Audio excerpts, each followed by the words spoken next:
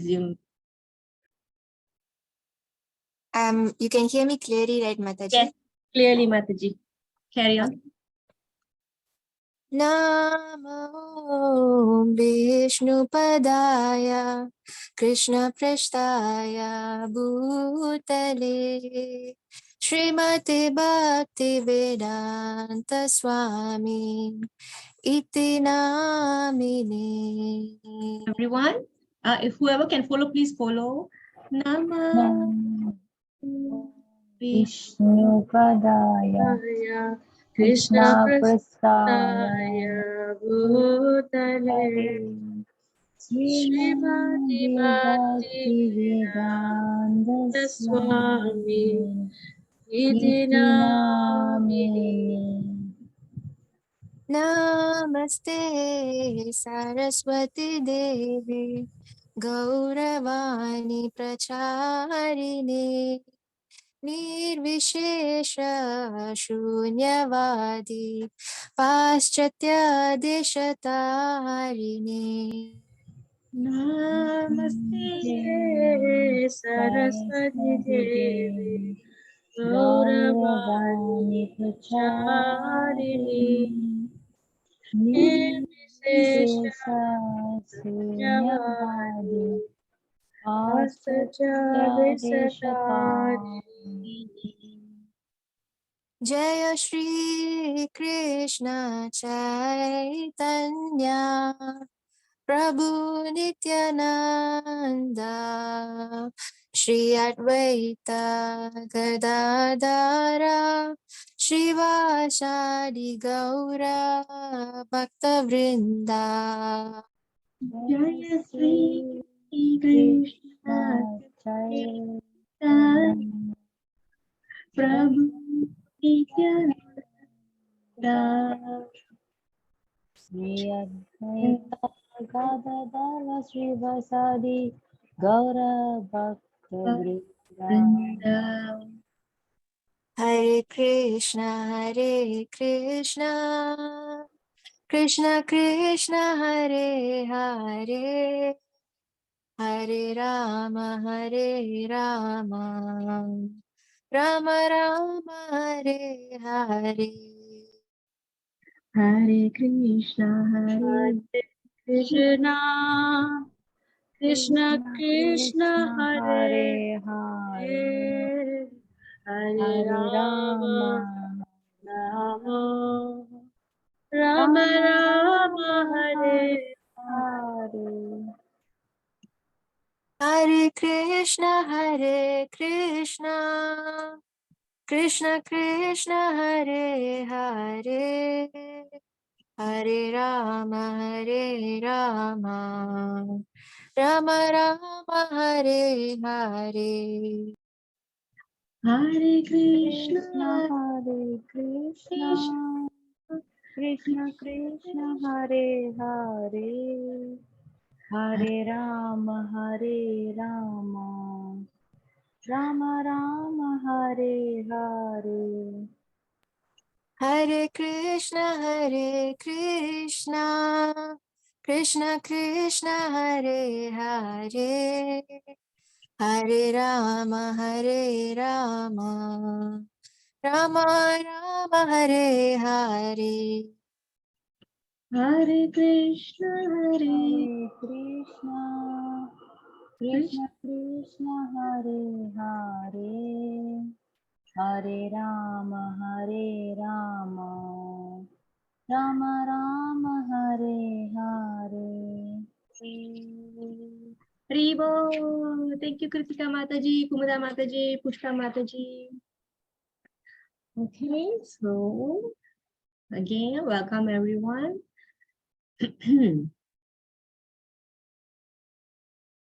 So let me see who is going to do the invocation.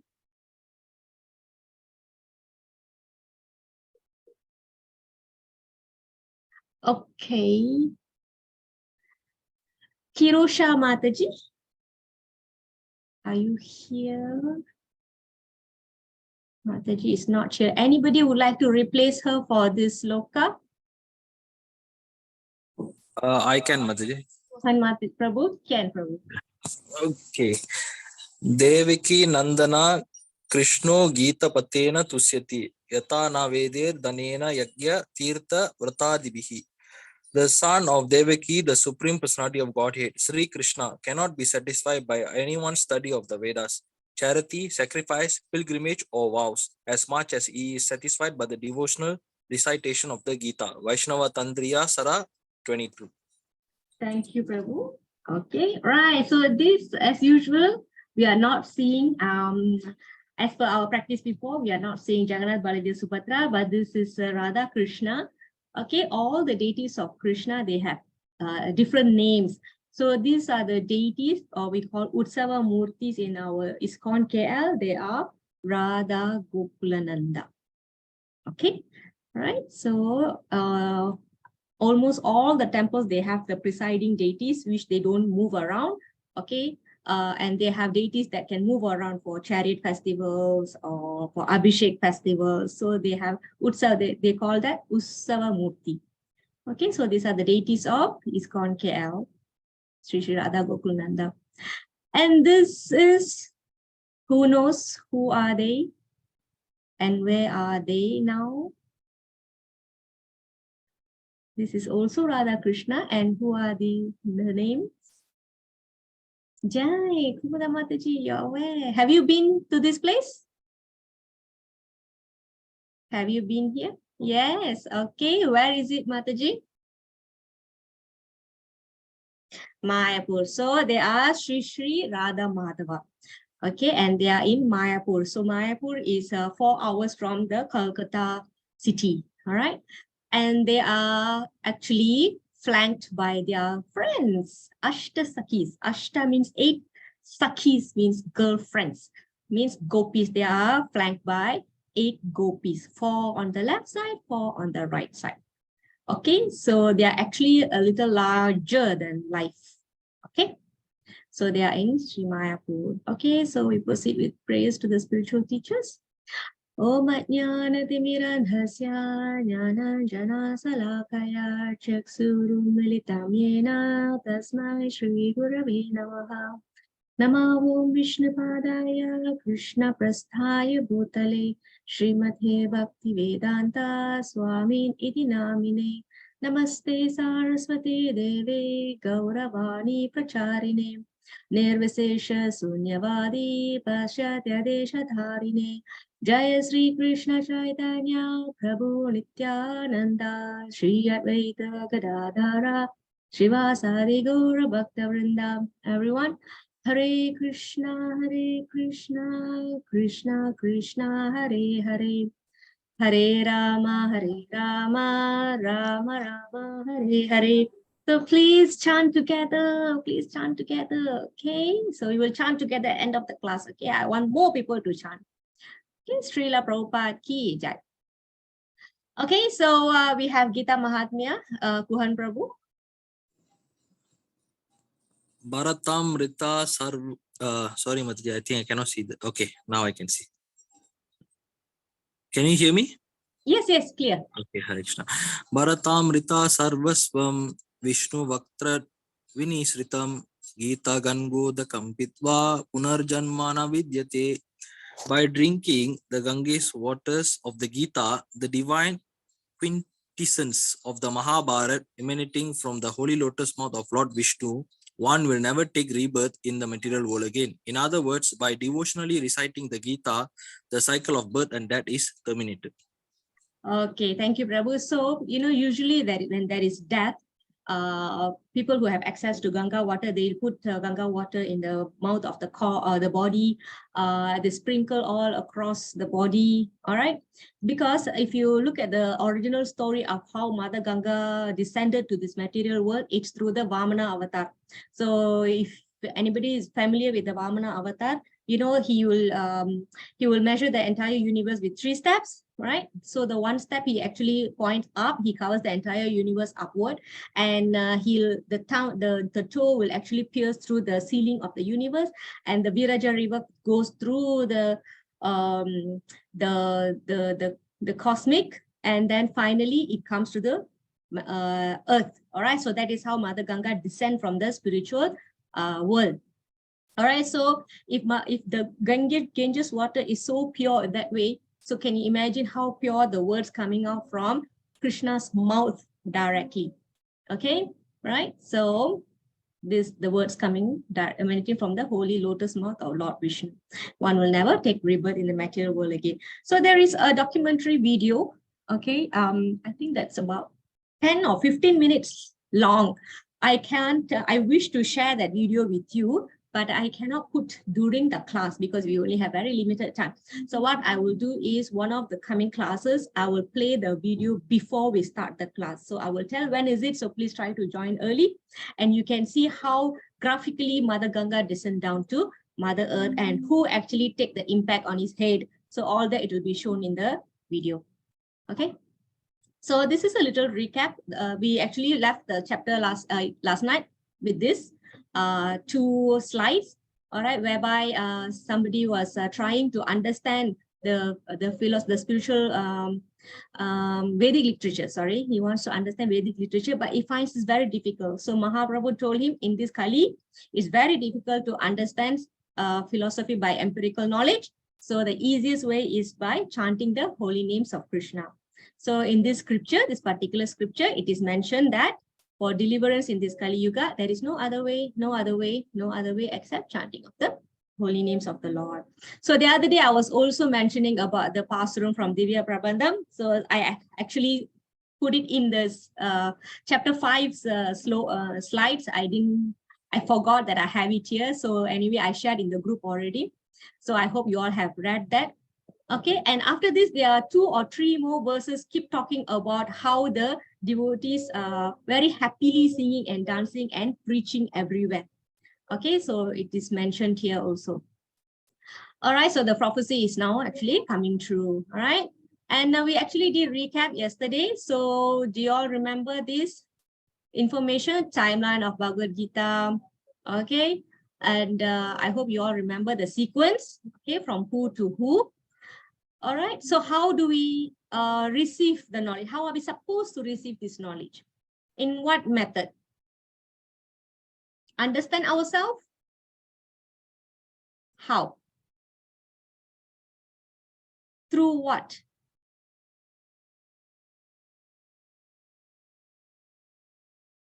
Through Guru, okay, Guru.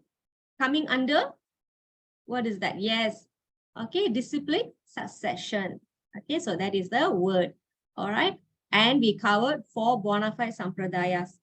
Okay, later on, Krishna gave some knowledge about him. So that is called transcendental knowledge about Krishna. Okay. Okay, here Krishna spoke about how his birth is different from our birth, his activities. When he comes, what does he do? All right. So for what is the benefit for us? By understanding his nature and activities. What is the benefit for us by understanding this information? What is the result of understanding this knowledge? Prevent rebirth, very good. Okay, and then we went to see Varnashrama, the purpose of it, and then the next segment was approaching a guru. How to approach a guru? What are the important elements in approaching a guru? Please share.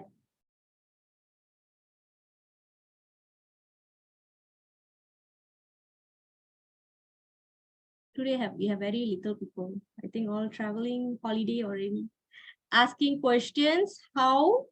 Rendering service, okay, I accept that answer. The asking question, we have to add on an important, yes, in submissive mode. Okay, all right. Approach your guru, render service and ask questions submissively. Okay, and with that, what the guru will give us?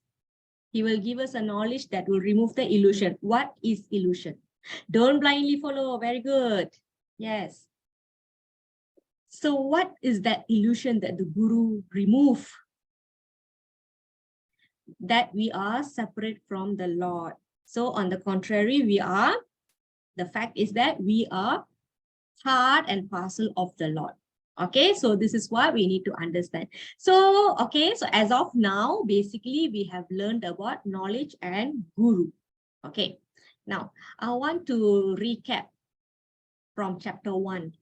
Okay, so those who have missed the classes before this and you are here, so you're very lucky because I'm going to recap chapter 1, 2, 3, 4 very quickly as possible. Okay, so chapter 1, we covered the background, okay, the physical setting, the battlefield, and then Arjuna had to see the relatives at on the opponent side, okay, and he was overcome with grief and pity.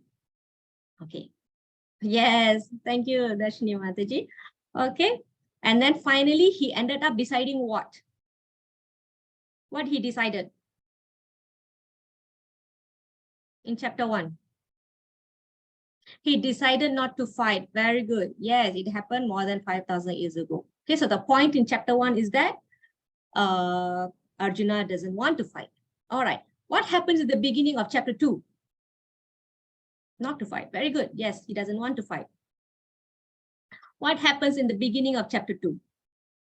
Of course, Arjuna started exhibiting some symptoms and he started giving reasons not to fight. But at the end, what did he do?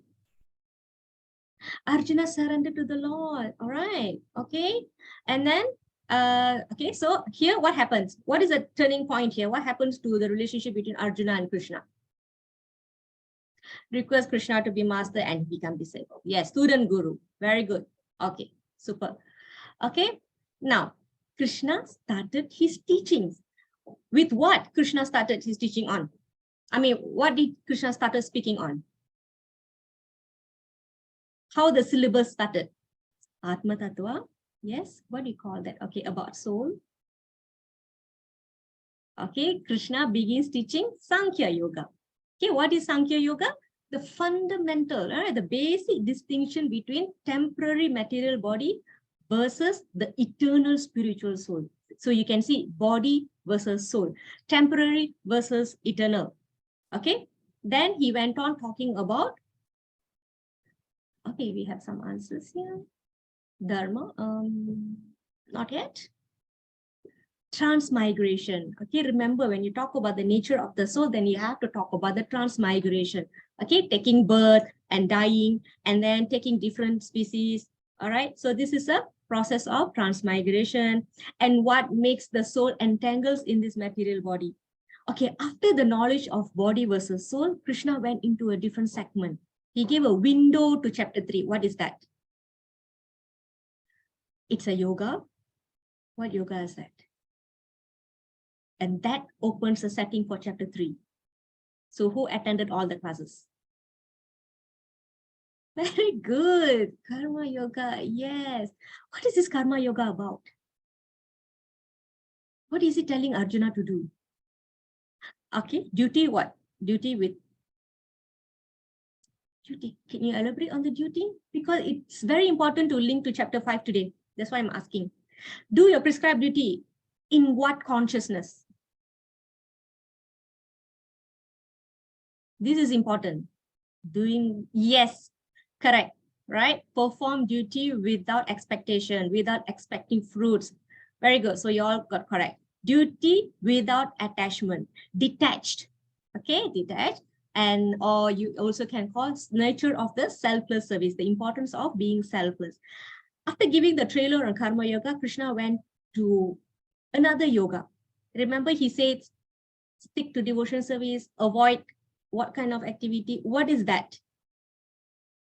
What is that? Bhakti yoga or Buddhi yoga? Okay, Buddhi yoga or Bhakti yoga. Okay, very good. Okay, so another segment that we did not cover in level 1 and we also won't cover in level 2 is Tita Prajna. Means Arjuna will ask, what is the symptom of a self-realized person? So the subsequent verses, Krishna will explain the characteristic of a self-realized person. Okay, so we did not cover this in level 1, so not to worry about that. And then we went to chapter 3. What is the title of chapter 3?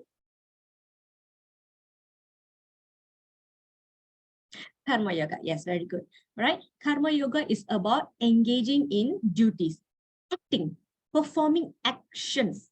Okay, so there can be two effects of actions. One can bind one would not bind. Okay, one will bind, one will liberate. So what kind of activities will bind us to this material world? What do you call that? Two karmas. What do you call that?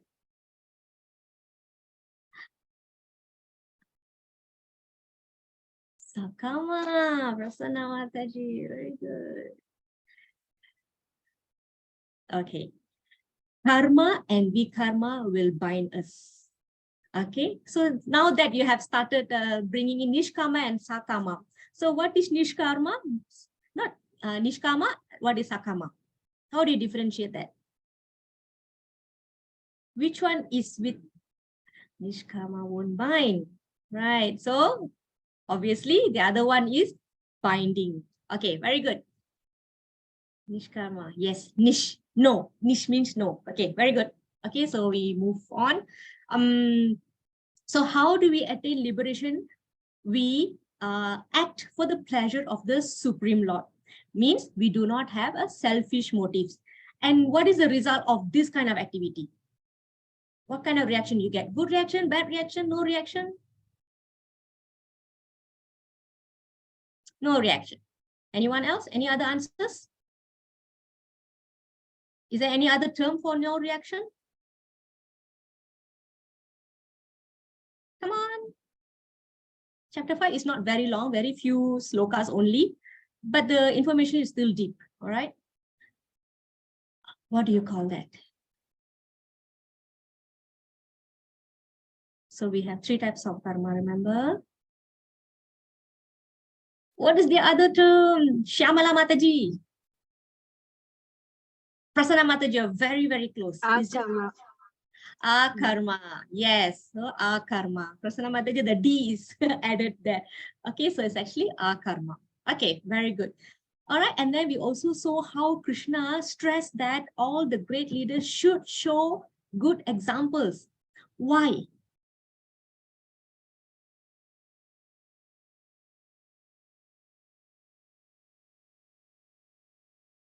Why Krishna says Arjuna must show good example? Why? If you're a leader, don't you have to show a good example? Yes, because it will be followed by others. So what is the impact if Arjuna act in a certain way? What Krishna is trying to teach Arjuna? Follow what? Do you remember the explanation?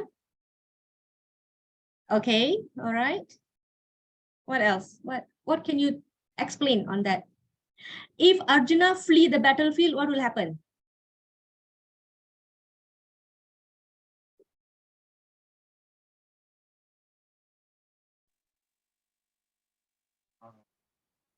Hey, no answers?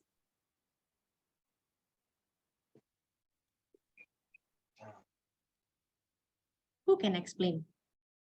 Why Krishna is giving this important lesson? Because if others will think it's okay not to do your duty. Very good, Prasanna Mataji. Yes, okay. All right. So thank you so much. So that's why great leaders like Janaka Maharaj or even Krishna, actually they do not have duty to perform. You know who's Janaka Maharaj? Who's Janaka Maharaj? Janaka Maharaj is the father of Mother Sita. Yes. Okay. So great souls like Janaka and Lord Krishna also have things to do. I mean, they don't have duty to perform. Yes, but they still have to, because to show people the good example, the importance of carrying out the duties. Okay. So, and then after chapter 3, we went to chapter 4. So the importance of chapter 4 was, why did we learn this chapter 4? Why Krishna has to talk about how the Bhagavad Gita was originally given to Sun God? Why? Why? How is it? How was chapter 4 important to you?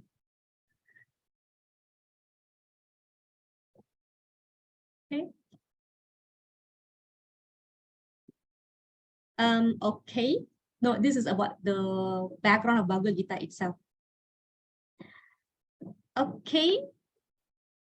Okay, so this is all later segments, not to have rebirth and all this. Why Krishna started speaking about the ancient history of Bhagavad Gita? Why he's said that he has given this knowledge to sun god before? This is, yes, this is the transcendental knowledge. This Bhagavad Gita, the information in Bhagavad Gita is the transcendental knowledge. Okay, why Krishna is giving? Okay, that is because, okay, actual essence was lost, lead to Krishna giving the Bhagavad Gita again. Yes, Tuhan Prabhu, to establish authority, okay, to show the authenticity of the information. And yes, BG is not speculative. Okay, now the answers are coming. Yes, what else? What else do you all remember? Did anybody take down the notes? If whatever I mentioned yesterday was not on the slides, actually the information was already on the slide yesterday. So if you want to open your PDF quickly, you can find the information there. Right, applicable in 3 ages. Okay, fine. But how is it important to Arjuna? How?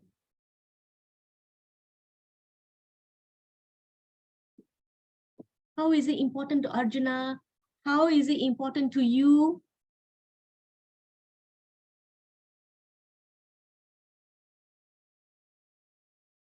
Okay, that annihilate evil is the purpose of Krishna coming. Okay, anybody can recall how is it important? Why Krishna is establishing this supremacy of Bhagavad Gita?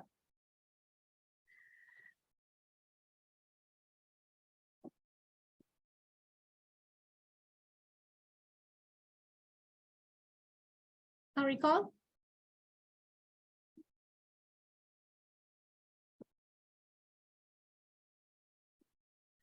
Okay, the answer is learning the tradition of this knowledge.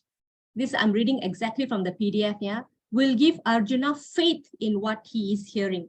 So it goes to us also. Likewise, for us also, it gives us faith in what we are learning. All right, so we want to know the course that we are taking will give a good job prospect. The institution that we are signing up with will not go bunk or go flop or anything will happen to the institution. What will happen to our lessons that we learn? So it gives us faith and conviction in what we are learning. Okay, who is giving it? Who has learned this before? Okay, what is the track record of this knowledge given to the people before us? So all this will build the faith for us on Bhagavad Gita. Okay, and then we went to whatever you all mentioning here, the purpose of Krishna's appearance, when he appears, and how does it benefit us for us to escape from the cycle of birth and death. Okay, now so there are certain verses that we did not cover yesterday. Is there anybody with the Bhagavad Gita in your hand? So I think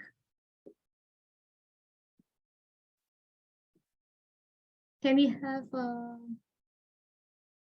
who can read for us? Shakila Mataji, do you have Bhagavad Gita with you? Are you here? Okay, Mataji is not here. Venu Kumar Prabhu? Yes, Mataji. Okay, Ma Prabhu, I need your help to read 4.36. Chapter 4, verse 36. All right.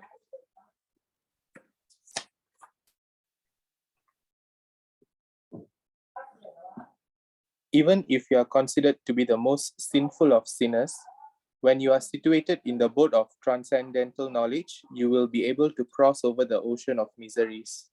Okay, thank you, Prabhu. Hold on, yeah. So this couple of verses that Prabhu is going to read is stressing the importance of this knowledge. We did not cover this, but I want to cover this before we move on to chapter 5. Prabhu, read 4.37.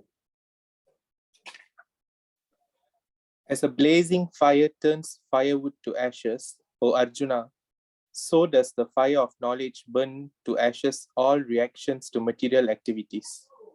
Okay, so another importance of the knowledge. And then we jump to 4.40. Earlier, remember why Krishna is giving the knowledge? Because he wants us to have faith in this knowledge. So what happens if you do not have faith? 4.40 and 4.42, Prabhu. Yes, Mataji.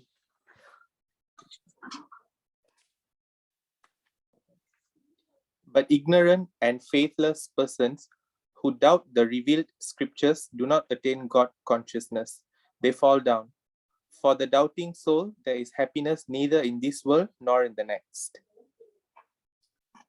4.42.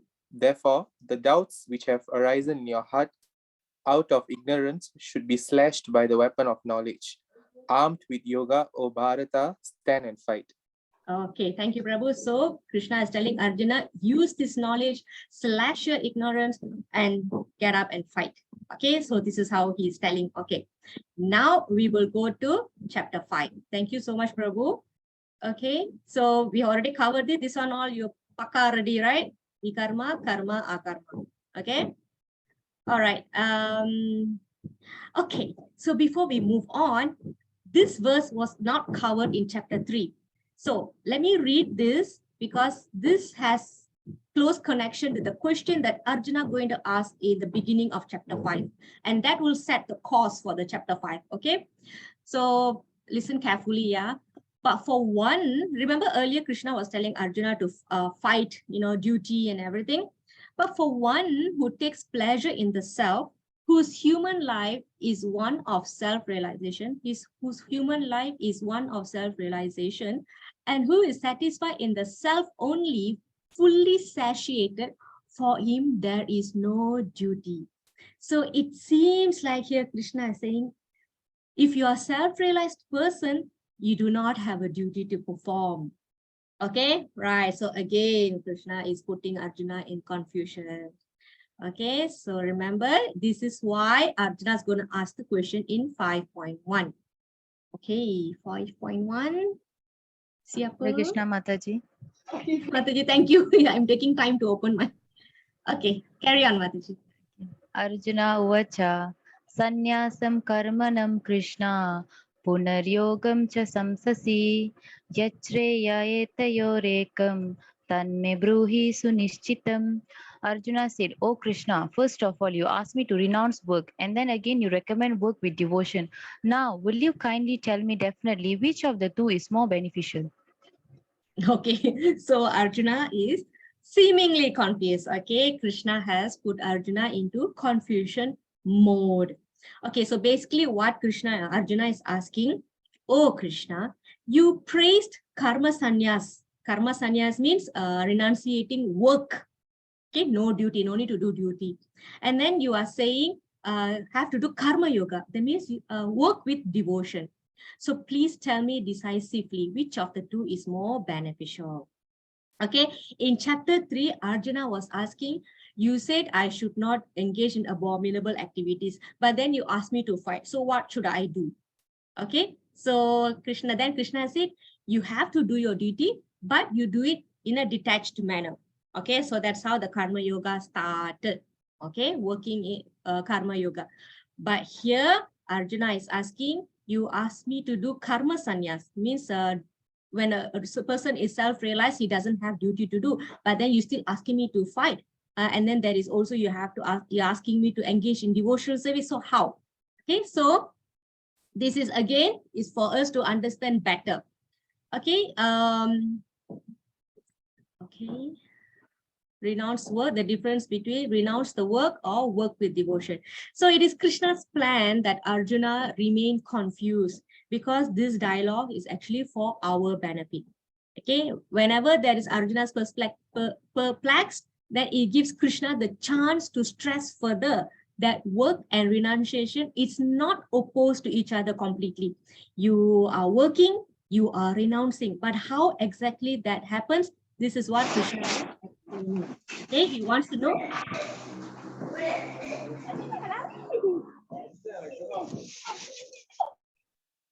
Okay, so which is more beneficial?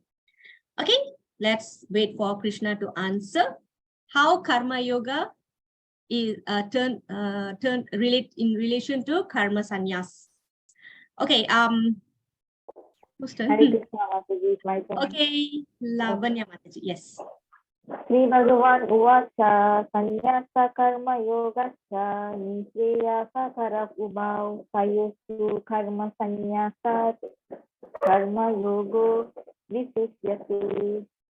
The personality of Godhead replies, The renunciation of work and work in devotion are both good for liberation, but of the two, work in devotional service is better than renunciation of work. Okay, thank you, Mataji. So here, Krishna is not rejecting one and accepting another. He is merely saying both are fine, but doing devotional service is better than renunciation of work. Okay, why? This is the explanation that Krishna is giving. So generally, this is the second time Krishna directly rejects seeking perfection through dry renunciation.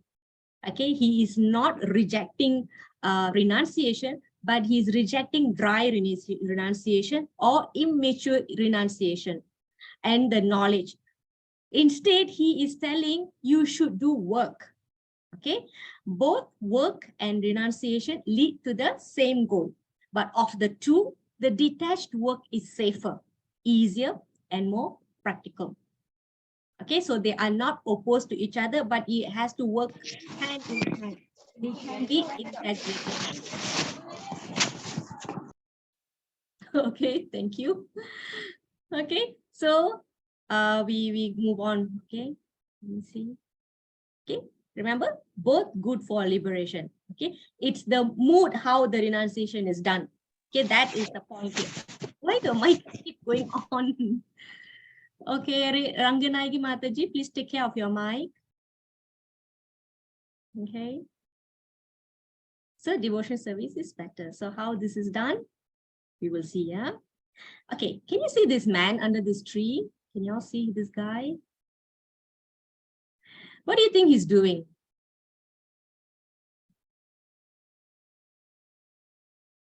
What do you think he's doing? What do you think happens to him? This guy actually, he's gone retired to the forest because like, you know, I was mentioning renunciation. So what do you think will happen to him? Okay, meditation. What is he doing? Okay, but he's not meditating. He's just sitting there. Okay, so he's this sadhu or this person. He's actually sitting under the tree doing nothing. Okay, he is not doing anything. But when people look at this kind of person, they will adore him. All right, wow, he's very renounced. He's living in the forest under the tree. But what is the flip side of it? He is actually not doing anything.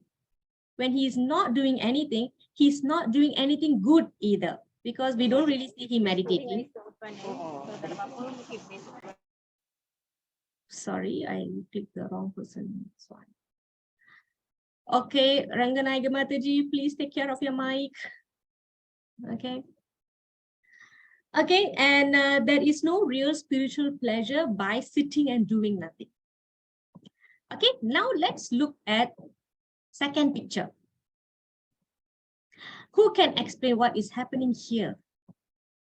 Those who are familiar with this event, do you know the name of this event? I forgot the name of this event. This is actually Radha Yatra, but the particular event where the king sweep in front of the chariot. Okay, so let me just give you, it happens during Radha Yatra, all Radha Yatra. So the tradition in Orissa, in Jagannath Puri, is that somebody will have to sweep in front of Jagannath chariot, and that somebody is not an ordinary.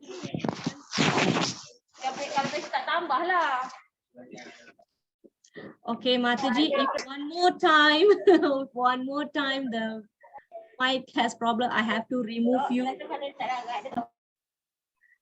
Okay, I think I will remove Mataji for now.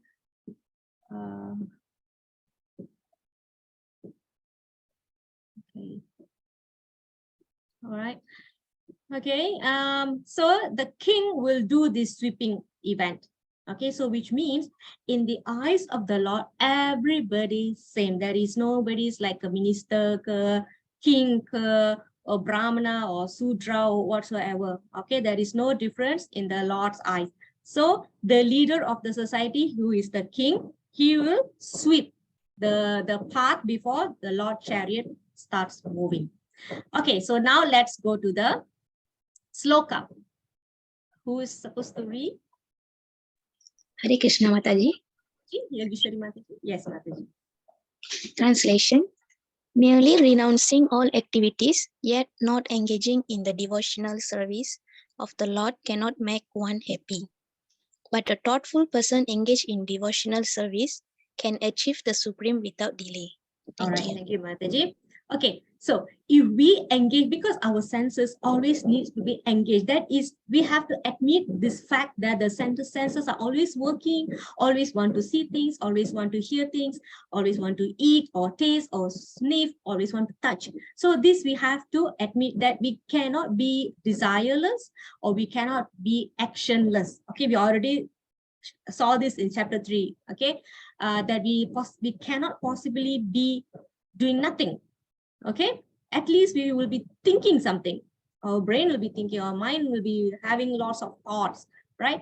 So that's why Krishna is saying here is that better than not doing anything, you should engage your senses in the service.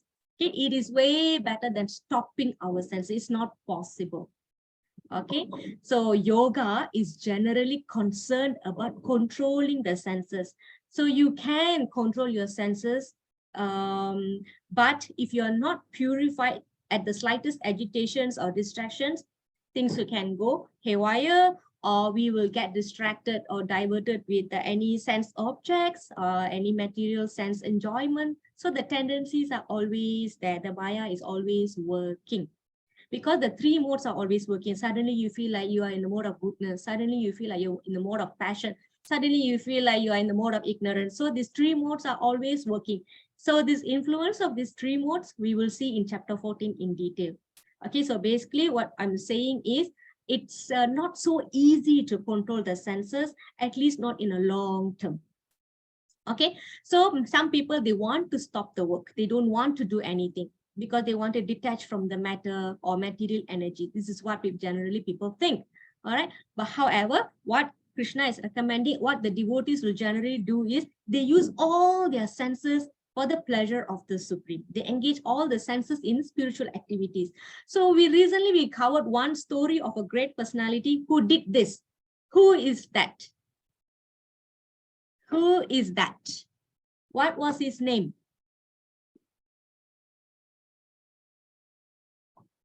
Okay. Ambarish Maharaj. Any other names? Anybody else? Who was, what happened to him? Give me some one or two examples how he engaged his senses. Anyone? One or two examples. I actually read out the entire, how he engaged his and all his senses in the service of the Lord. So just give me one or two examples.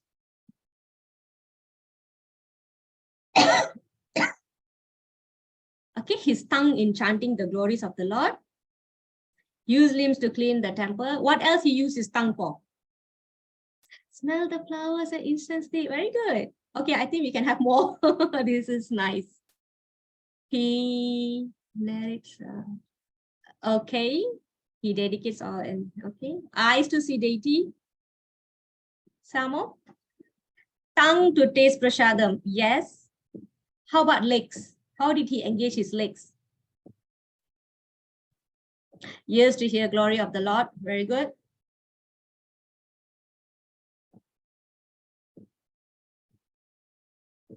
Yes, traveling. Yes, very good. And traveling to temple. Okay, so similarly, we also can do that. All right, we can travel to holy places or to temples. Okay, very good.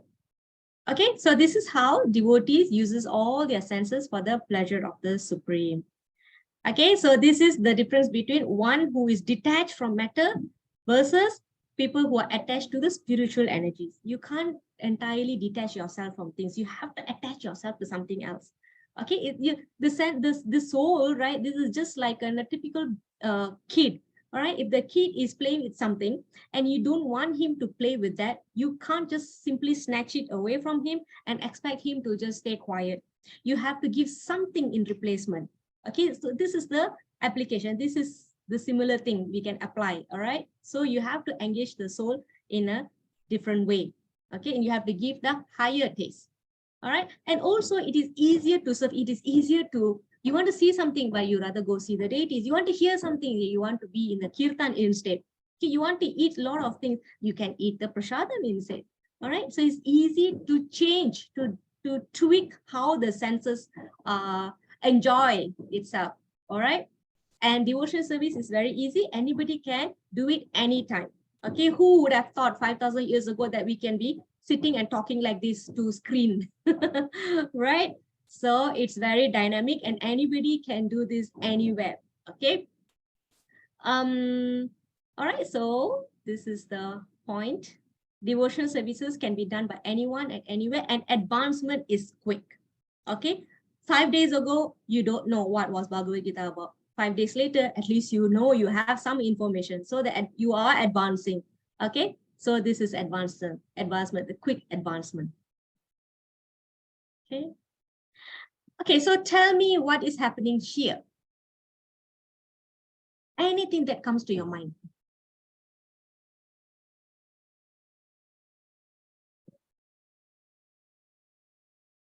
I'm not going to give any clue yet. Okay, what is that actually? Lotus leaf. Okay, very good. Water. Oh, what is that? Hydrophobic, Mataji? Oh, too sophisticated. What is hydrophobic, Mataji? Water on lotus leaf. Okay, repel water. Non-attachment, detachment. Okay, very good. Do you all remember a line from a song? Do you all remember? I asked this question to all my classes. I think out of that 3 classes, only 1 class answered. And the other 2 classes, after I said only, oh yeah, Mataji, that song. Venukumar Prabhu, do you? Yes. Yes. Okay, so that is what I was looking for. Okay, so here in this verse, Krishna is giving a nice example. How a person doing duty without attachment. Okay, so let's have the person to read the sloka for us. Whose turn? My screen keeps getting off, so please stand by to read your sloka. Hare Krishna Mataji. Sorry, this is not 5.1, yeah, it's 5.10. In my Excel, the 0 is not shown. Sorry, Mataji. It's okay, Mataji. One who performs his duty without attachment, surrendering the results onto the Supreme Lord, is unaffected by sinful action, as the lotus leaf is untouched by water. Okay, thank you, Mataji. Okay, I have a question. Somebody's asking what song is that? Does anybody want to put the line in the chat? Maya, Mataji? I hope everybody knows Tamil here. Anybody don't know Tamil here? Or you can just sing it, or you can verbally say it. Maybe the Prabhus will be, yeah. Okay, right, so you will not be stuck to the leaf, all right? The leaf will not absorb the water. So this line, so now you know where the line comes from, isn't it? Right, it's from Bhagavad Gita itself. See, it's so literal. Krishna used that word, lotus leaf untouched by water. Okay.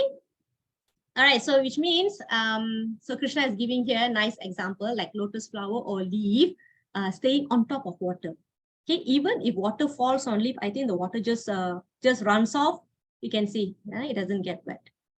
All right. So just like the lotus or the lotus leaf is not affected by water, people who do their duty for Krishna is not affected by the reaction of his activities.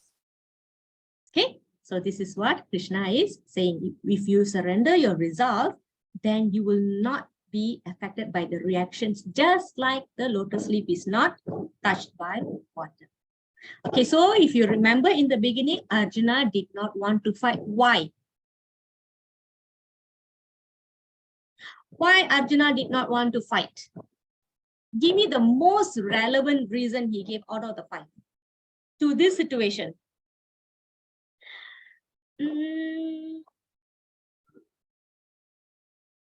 Out of the SESD, which one can we relate? No. talking about reaction. I'm talking about, yes, Prasanna Mataji, very good. Okay, he was afraid of the sinful reaction. So here, Krishna is explaining. All right, he didn't want to fight, worried of sinful reactions like injuring or killing people. Okay, so that's why Lord Krishna is saying, go on, fight, do it as a karma yoga, and you will not have reactions. Okay, so how to do your karma, how to do karma yoga? That is described in this verse. Do your duty without attachment. So Arjuna's duty is just to fight. Don't worry about your failure or victory or success or defeat or whatever. All right, you simply give the results to Krishna, to the Supreme Lord. Remember in chapter 3, whatever you do, do it as a sacrifice to Lord Vishnu. So that way he will not get reaction, even though it's sinful. Remember the gun in the hand of army, the knife in the hand of doctor. Okay, they seemingly looking like they're injuring and cutting and everything, but it is not harmful situation generally. Okay, it's a rewarding situation. And then he just gives the results to government or whatsoever. Okay, so no reaction. This is called Nishkama Karma Yoga. Yoga with action, but without attachment. And this is coming close to Bhakti Yoga. Okay, remember, Bhakti is devotion. You're doing out of devotion to the Lord. But even a non-devotee can be a karma yogi. Okay, it was mentioned that even Albert Einstein was a karma yogi because even though he's very simple person. I think his transport is only cycle, all right, and he is not attached to his opulence or wealth, if I'm not mistaken. Okay, but he is not a devotee, so anybody can be a karma yogi. Basically, you do the action and you're not attached to the result. So Nishkama Karma Yoga can be transformed to Bhakti Yoga. Okay. Okay, without attachment, surrender the result, and you'll be unaffected by the sinful action. Okay, affected by it. Okay, so this is a further example. Like for example, you are doing work, all right, and you have your salary. Okay, you surrender to Krishna some part of it. Okay, temple donations, buying flowers to the temple, or using your car for temple service, or transporting devotees, or sponsoring some prasadam. Okay, anyways, it's very dynamic, and you can do it in any manner. Okay, so all right, so we remember this one, and this is called akarma. It's not giving you any reactions. So I hope you're pretty much clear about performing your duty with the right consciousness, which is detached from the results, or surrender the results to Krishna. Okay, right. Okay, so we are moving to the next segment. What the person gets.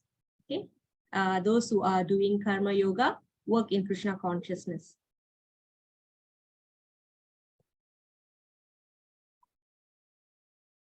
Is Pearl Dinish Mataji here? Okay, she's not here. Anybody would like to step in for her? Somas Kundram Prabhu, are you able to read? Yes, Okay, Prabhu, your line seems like unstable, right? Oh, we can't hear you, Prabhu. steadily. Can I read Mataji? Yeah, now you're Are quite you okay. Okay, carry on, Prabhu.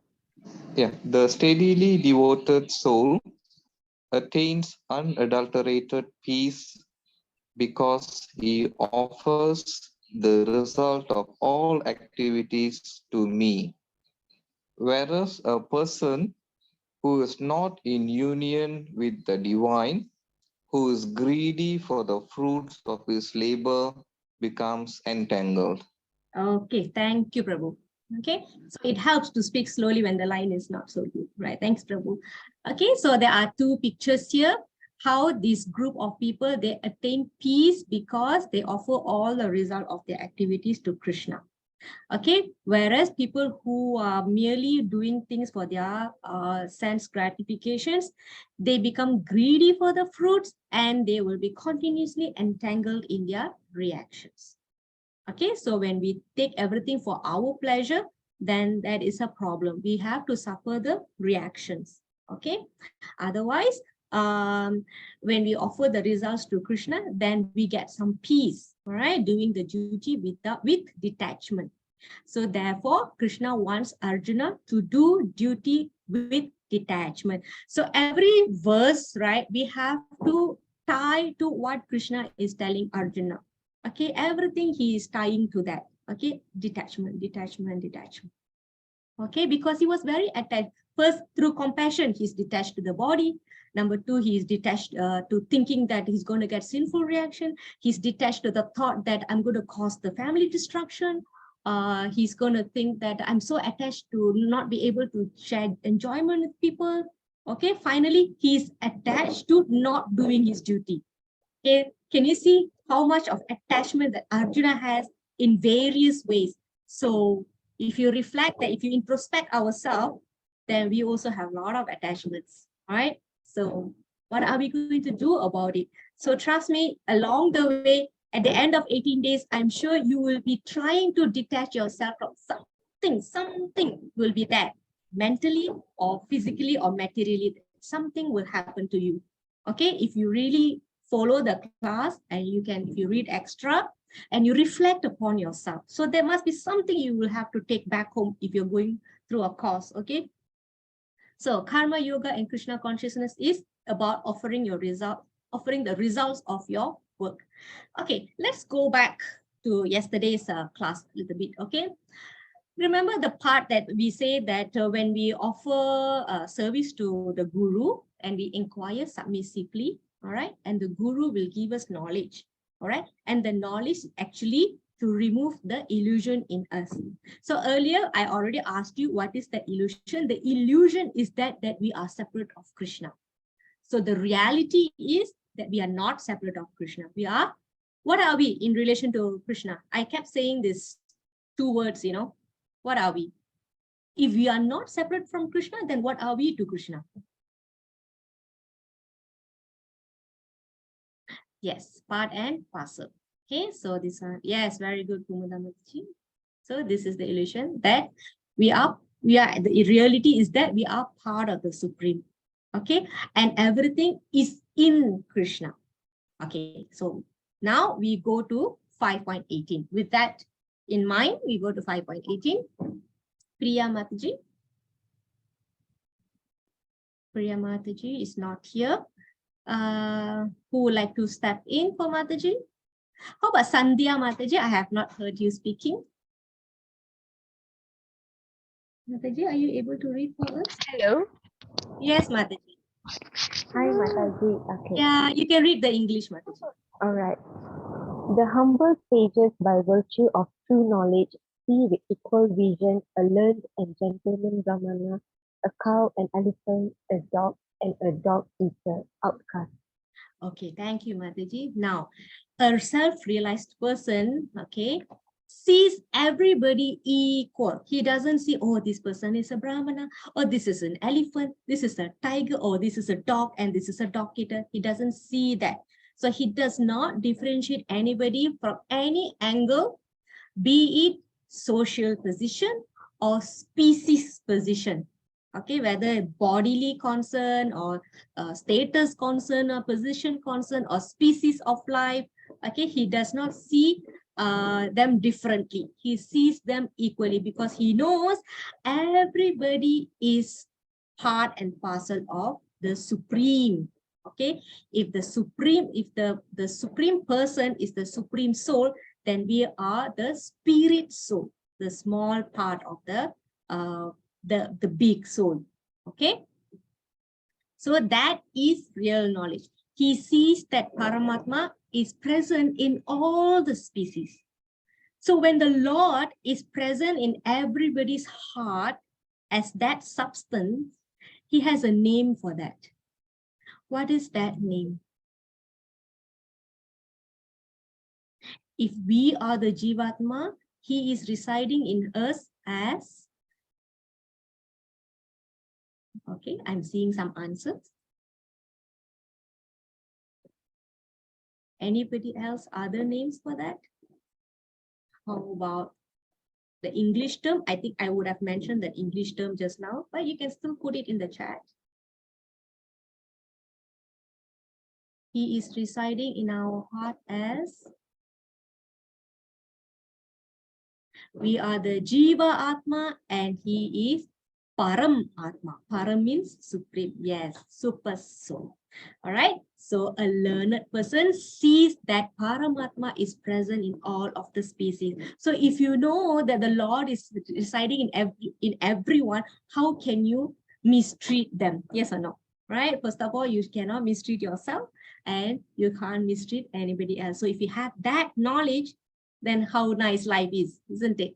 Right. Okay. And sometimes it is also mentioned that, you know, if somebody is giving a very hard time, so what do? This is what I tell people, you know, Paramatma is the Lord who's residing in your heart is also residing in the other person's heart. So you pray to the Paramatma in that person's heart. Please let the person have a change of heart. Please get him to be more merciful to me or be kind to me, you know, like that. Okay, so it is also mentioned that how he is guiding from within. So he's guiding from within as Paramatma. So from without, from outside, he's guiding through Guru, and from inside, he is guiding as Paramatma. Okay, so this is the understanding of Paramatma. Of course, Paramatma is just one of the three understandings. So there are three ways to understand God. Okay, Brahman, Paramatma, and then Bhagavan. So this one later we will go on. Okay. So what else? Okay, so a spiritual person, a realized person doesn't distinguish people to people or entities to entity or species to species. Okay, they can be different in the view of species or different of body or colors or race or caste or religion, everything. But however, they are basically the same Paramatma residing in different bodies. That's all. Okay, and this is also explaining the relationship of everybody in to Krishna.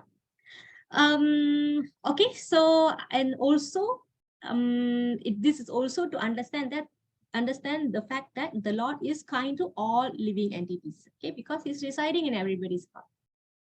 Okay, so right, so the real knowledge is that to see Paramatma or Super Soul in all species of life. Okay. Seeing equal vision, yeah. Okay, so we move to next segment. Now, this segment is about how dangerous our sense can be. Okay, now all these animals, right? They have one sense that is very prominent in them. Okay, so we will see. First, we will read the sloka. Hare Krishna Mataji. Yes, proceed Mataji. Further translation: an intelligent person does not take part in the acts which are due to contact with the natural sense. Oh, the son of Kunti, such pleasure have a beginning and an end, and so the wise man does not delight in them. Okay, right. Thank you, Mataji. So this verse talks about how the pleasure of the senses are temporary and can be the source of misery. So I'm going to bring out this picture one by bigger. Okay, so this is light.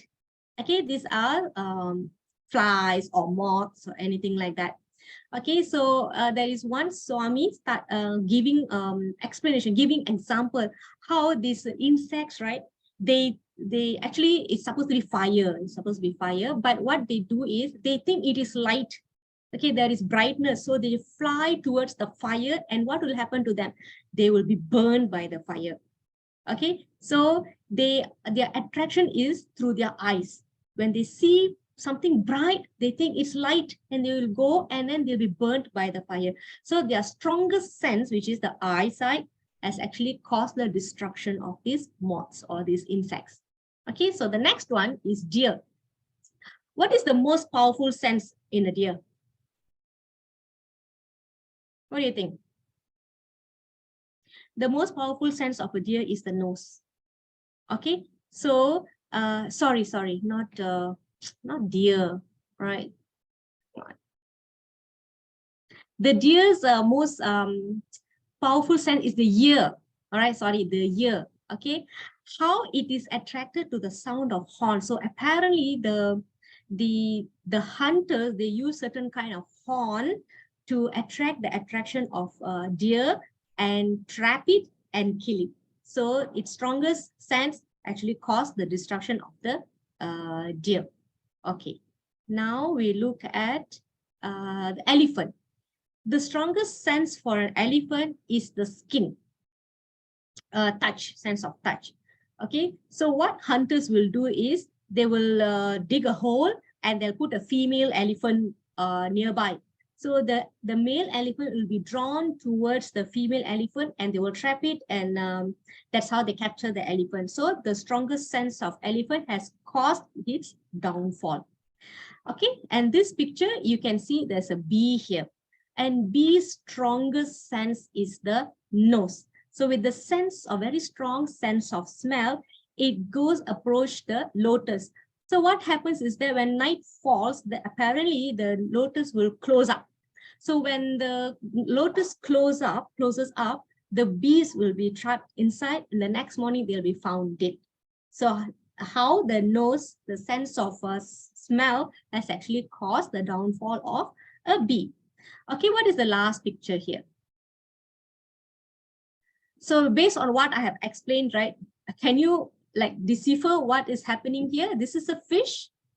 It's caught the bait of this. I don't know what it's called.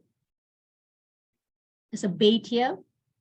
Yes, fish. So which sense you think it has been detrimental to this fish?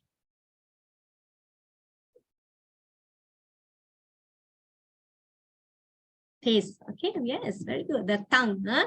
Because of the tongue, the fish is killed by its desire to taste the bait on a hook. All right, so these creatures all have one strong itch. And can you imagine how many senses we have? We have all 5 senses so strong. So can you imagine if one sense can go haywire and we will be hooked or bonded to attachments, or can cause our downfall. All right, so and all these pleasures will have beginning and end, and they don't last long. Okay, so generally, basically, what happens through this distraction of the senses is that, or when they are not engaged properly, they actually bring us miseries. All right, so those who desire to learn detachment from material illusion, they should actually accept this lesson from these 5 helpless creatures, how we should not fall to traps because of our senses, the weakness of our senses. Okay, and do the needful. All right. The pleasure of the senses are very temporary and source of misery. Okay, so I think we have come to the last verse. This is called peace formula, how to attain peace. Okay, let's have somebody to read. I think we have someone here. Uganis Mataji, are you here? Okay, Mataji is not here. Ganesha Prabhu, would you like to read? Hi, Mataji. Hare Krishna. A person in full consciousness of me, knowing me to the ultimate beneficiary of all sacrifices and austerities, the supreme lord of all planet and demigods, and the benefactor and well-wishers of all living entities, attains peace from the pangs of material miseries. Okay, thank you, Prabhu. Okay, again, I'm saying this is the peace formula, how to attain peace. You know, generally everybody wants to be happy. Okay, when you will be happy, when you are peaceful, you can actually ask yourself, when you want to be happy. Everybody want to be happy. Okay, nobody wants to be unhappy, right? But how are we going to be happy? Most, I believe we are only happy when we are peaceful. Okay, sometimes we don't necessarily want things to be solved, but you just want to be peaceful so that you can face things in life. All right, you just want to be peaceful. You don't want anxiety. You don't want to have depression. All right, you just want peace. So when peace is here, the happiness will follow. All right, so here Krishna is giving the peace formula. So I want you to tell me what are the points here Krishna is telling us. What is the peace formula here? It's just there. You just have to extract and put in the chat.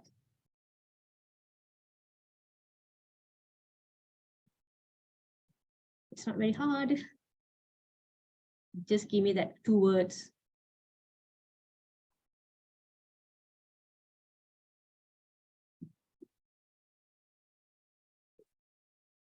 No, no, no. Yes, correct. Humada Mataji, correct. Ultimate beneficiary. Okay, so that is the first. Okay, what is the next one? Yes, very good. Ultimate beneficiary. What is the next one? Did anybody say yet? Not yet. Okay. Ultimate beneficiary. Yes, correct. Okay. What else? What else? You need few components to make up the peace formula. So I think I use this kind of terms. It's easy for you. All right. So the first component is knowing Krishna to be the ultimate beneficiary.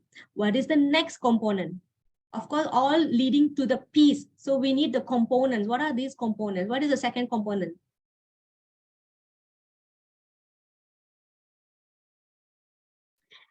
Before, okay. You missed something in between. Taru. Missed one.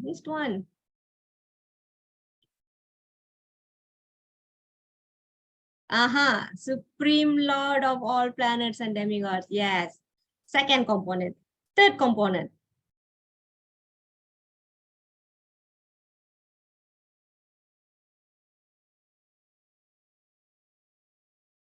Sudah takut, is it? Don't worry. Actually, it's very easy. It's just there. Missed one, Sivaranjani Mataji. Yes, benefactor and well-wisher. Third and fourth. Okay. If we have understanding about these 4 components, then we will attain peace from the material miseries. Okay, so these are the 4 components. Understand that he is the ultimate beneficiary. That means whatever sacrifices we do, he is the receiver. He is at the receiving end. Okay, and he is the supreme lord of all planets and demigods. That means he is the owner of everything. Nothing belongs to us. Okay, benefactor. What is benefactor? The person who provides, right? He provides things for us and he wishes well for us. Okay, so he's our best friend, best well-wisher. So if we understand all these 4 things and all our activities will revolve around this, and we can attain peace. So can you imagine if the entire world understand this and they know that your property is not my property is not property, I don't have to steal yours, you don't have to steal mine, so everybody satisfy their own things, then the world will be peaceful place. Okay, right? So this is actually, we can also substantiate with one verse from Ishopanishad. So in Ishopanishad, the first verse is Isavashyam idam sarvam. Okay. Shamala Mataji, did you do Bhakti Shastri already? You did already, right? Yes, Mataji. Okay. So Isavashyam is the first verse. Do you remember? Yes, Mataji. Okay. Do you remember generally what the verse said? Generally, it says that everything belongs to Krishna. Yeah. Yeah. Okay. Yes, correct. So, Mataji, sorry, I can't hear you. Just a moment. Can you hear me now? Yes, Mataji. That everything belongs to Krishna. Okay. What else? Anything else you recall? He can't waste anything. Waste. Okay. Isavasya principle. Okay. I can't really recall. I just remember that everything belongs to Krishna. Yes. Okay. And, it belongs to Krishna and controlled by Krishna. Okay. Yeah. Yeah. Thanks, Mataji. So remember how this Bhagavad Gita is the essence of all the Ishopanishad. So this is how it is. The Ishopanishad said everything, animate or inanimate. Okay, Shamla Mataji, please share what does animate and inanimate mean in the meaning in the chat. So within the universe is controlled and owned by the Lord.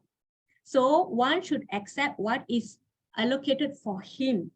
all right, as necessary for himself, as his set aside as his quota, and then we should not eye or accept other people's things. Okay, knowing well to whom they belong, so we don't want to snatch other people's property. So this is why we can relate the Ishopanishad first verse to this sloka. Okay, so you can use hand in hand. It can complement each other. Okay, so knowing this, we can attain peace. So this is the universal peace formula. Yeah, it's not merely a peace formula, just a peace formula. It's a universal peace formula. Okay, he's the supreme enjoyer, he's the controller, and he's our well-wishing friend. Okay, so I'm going to keep this recap for tomorrow. If you want to refresh your memory, you can use the PDF to refresh. Yeah, I don't want to keep you all very long because last 2 days also I kept you very long already, 2-3 days. Okay, so let's give you a break. And we have a story. Also, I'm going to skip this for today. Okay, we will have it tomorrow. Tomorrow, we are going into Ashtanga Yoga. Okay, we will learn about how to do meditation. Okay, so if you're a person who likes to do meditation, then you should come for tomorrow's class. Okay, can we have somebody to read this last slide? Who has not read? I think everybody, I heard everybody already. Anybody would like to go? Lakshmi Mataji, are you available or you are moving around? Okay, no response. Lavanya Mataji, would you like to go again? Sure, Mataji. All the devotees of one who worships Lord Sri Hari, the Lord of all lords. I'm still moving around, sorry. Okay, okay. Maha mantra are removed. Okay, so this is how all the sins are removed. Thank you, Lavanya Mataji. Oh, yes. Okay, tomorrow Saturday, no class. We will see on Monday. Okay. All right. Let us end the class by chanting 3 times Maha Mantra. Who would like to lead? Yeah, understand, Mataji. Okay, so let's do it together slowly. Yeah. Hare Krishna, Krishna Krishna, Hare Hare Hare Ram, Hare Ram, Rama Hare Hare Hare Krishna, Hare Krishna, Krishna, Hare Krishna, Hare Rama, Hare Rama, Hare Hare Krishna, Hare Krishna, Krishna, Krishna Hare Hare, Hare Ram, Rama Hare Hare.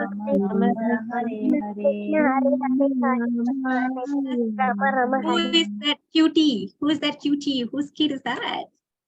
Oh, that's my brother here, Sachin. Oh, so cute. Sachin. Hi, Hi, Hare Krishna. Thank you for joining us. Okay. welcome. Oh, thank you. Okay, so don't worry that the Zoom line is overlapping your voice or whatsoever. So the thing is that you chant from your place. Okay, so that's important. So we hope that more people will enjoy chanting with us the next class. So we'll see you with Ashtanga Yoga on Monday. No need to bring yoga mat. Okay, we will sit and do the yoga. Okay, thank you everyone. Hare Krishna. Have a good weekend and Selamat Hari Raya. Enjoy safely. Thank you, Mataji. Thank you, everyone.